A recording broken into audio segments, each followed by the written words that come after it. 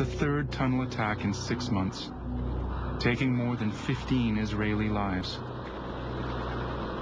It presents Israel with the question, what price will they pay for their security?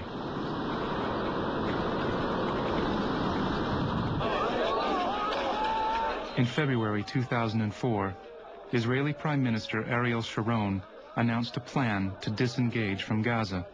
3 weeks later, he sent a message to Hamas. Sheikh Ahmed Yassin was killed by an Israeli missile as he left his mosque after morning prayers. With his assassination, Israel provoked international condemnation and risked further enraging the Palestinian street. But they didn't want Hamas to claim victory when they pulled out of Gaza.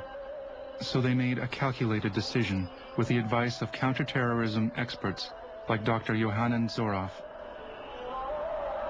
I think that the best way to stop terror is to kill the man who has the responsibility for it. Only the man. Or only the terrorist himself. This is the best way to stop it. And when Sheikh Ahmed Yassin was assassinated by the Israelis thought they managed to get rid of an arch enemy. They removed him from the way. Actually, his removal brought so much blessing for Hamas itself, an overflow of recruits and an overflow of funding.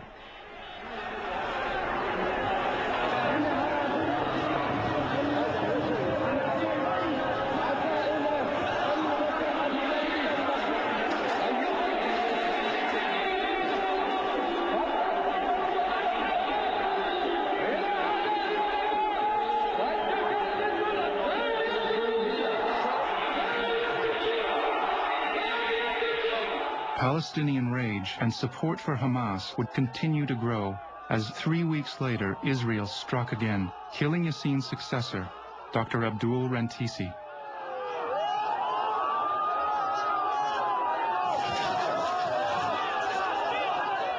Do you think that the assassination of Sheikh Yassin and Rantisi and many others has been a strategic success? Look, I think that it's the biggest success for Israel. Why? Because the support that Hamas got increased so much that the Hamas feel part of the Arab politics. The most important issue for Israel is that the Hamas will become a political movement and not a resistance movement. Hamas will ride this wave of support and enter the political arena. With Arafat's death 8 months later, they are poised for power. But they make no promise to leave armed resistance, and many Israelis believe that violence is no longer the best way to fight them. Hamas is the answer for the Palestinian street only if the peace process collapses. Only if the Palestinian street feel betrayed by us Israelis or by the corruption of the Palestinian leadership, by any other reason. But if Palestinians in the street, they see hope, Hamas will lose its power.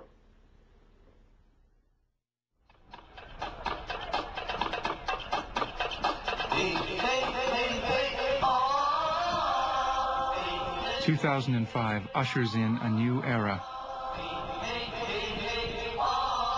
an end to the Jewish settlements in Gaza, and a new Palestinian leadership. A fragile ceasefire is in place. Hamas, arguably, holds the key to its success. You know that the prominent leaders of Hamas were killed or arrested by the Israelis. And all the time they feel that they put in for Hamas. But they found Hamas like a grass, it grew up again. Hamas has won a major victory in the municipal elections and has entered the race for national politics. As things stand today, Hamas should be forming the next government in Palestine because of the huge popularity it has shown during the municipal elections which would face Hamas itself with a strategic question, whether to be part of the peace process and the world politics of today, or not to be part of that and continue to be a militia group working outside the law and outside the accepted norms of this area today. One way or another, Hamas has become a central player in the region, one with whom the international community must now deal. بل قد تستغربين أن الإدارة الأمريكية التي وضعتنا على قائمة الإرهاب بل تحرض علينا وتلاحقنا في العالم كله، هذه الإدارة الأمريكية سعت إلى لقائنا في الفترة الماضية وحاولت إغراءنا بدور ما حتى نتوقف عن مقاومتنا. Now even Israel is said to be talking quietly to Hamas. But Khalid Mashal vows that armed resistance will remain an option. He addresses his constituents by cell phone from Damascus.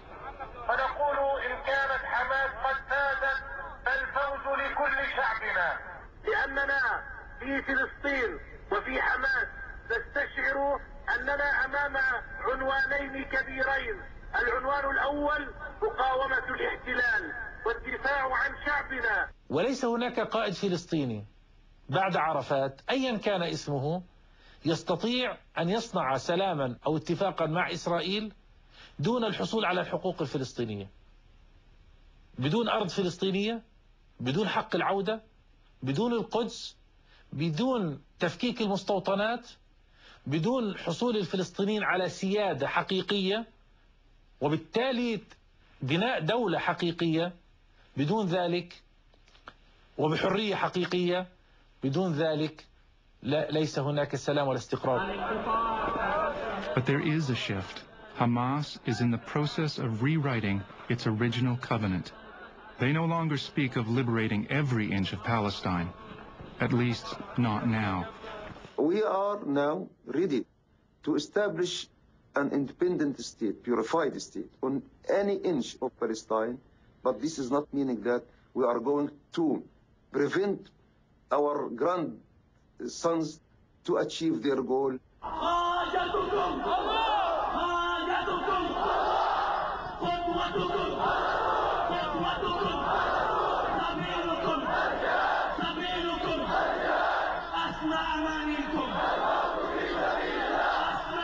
Hamas has a lot of power to continue with its theoretics. But you must look of the changing that we are seeing now in these days. It's not the Hamas that we saw 2 years ago or even 1 year ago. You will see a new picture, a new page from Hamas. But Hamas will never change.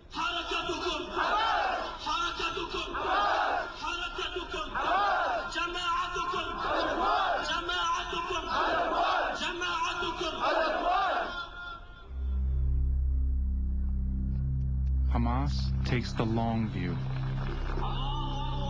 Achieved by political, social, or military means, their cause remains the same. In their shadow, the foot soldiers of the future are waiting.